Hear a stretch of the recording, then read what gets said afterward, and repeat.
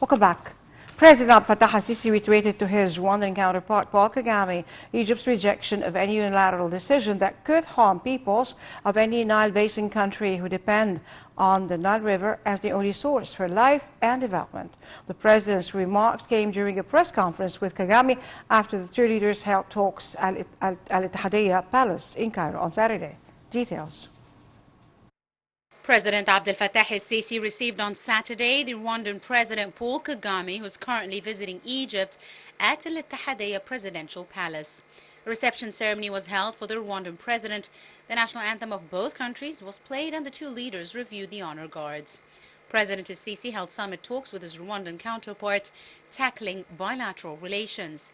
The two leaders also witnessed the signing of memoranda of understanding in the fields of telecommunications, museums, sports, and a number of cooperative fields. Finally, both leaders held a joint press conference.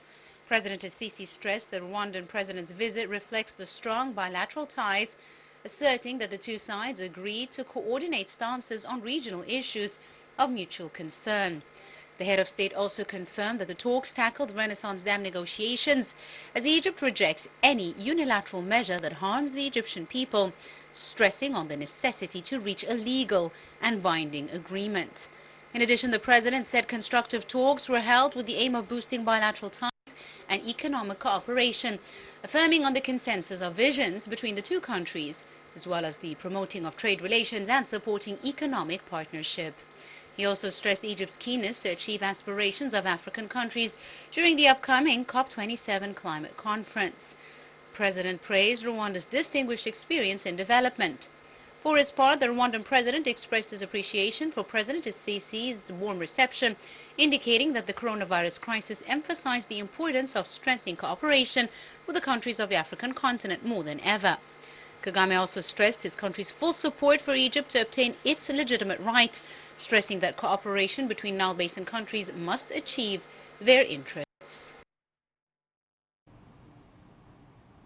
In light of the Interior Ministry's efforts to detect crimes, the ministry released a statement wrapping up its activities in the past 7 days. The statement included the ministry's successful campaigns to control markets, arresting traders who manipulate the prices of basic commodities or hide them to be sold in the black markets. A number of tax evaders were also arrested and paid the due taxes. Traffic violations were reported across the country in light of the Interior Ministry's efforts to apply traffic laws and to facilitate its movement. In the field of tourism security, the ministry succeeded to stop illegal digging in search for monuments as well as detecting irregularities of different tourism companies. Still at home under the umbrella of Decent Life initiative, Waslil Khair convoys continued to arrive in all Egyptian governorates and distribute 1 million boxes of food commodities for the most needy families across the nation, including villages of Upper Egypt.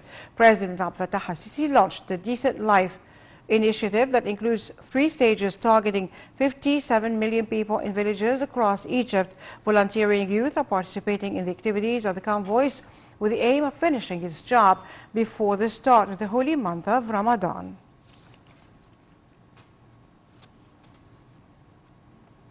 The Saudi-led coalition in Yemen on Saturday set the Iran-aligned group Houthis a 3-hour deadline to withdraw weapons from the airport of Sana'a and